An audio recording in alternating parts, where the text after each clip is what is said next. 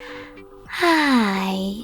In front of me is Motorola Moto G73 and today I would like to show you how you can manage apps permissions on this Motorola.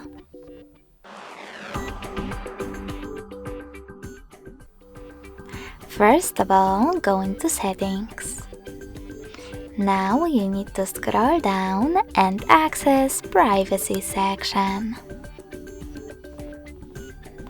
Following that, click on Permission Manager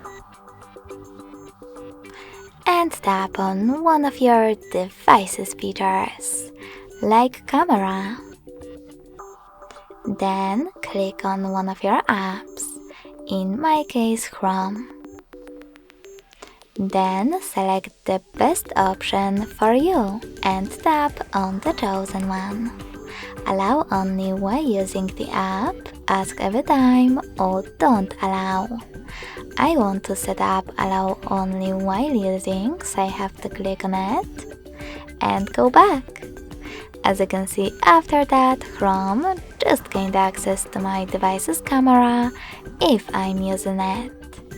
But you can always go back, select any feature and look for an app that you wish to manage. In my case, calendar. Now select See All Calendar Permissions and manage all of them only for this app from here.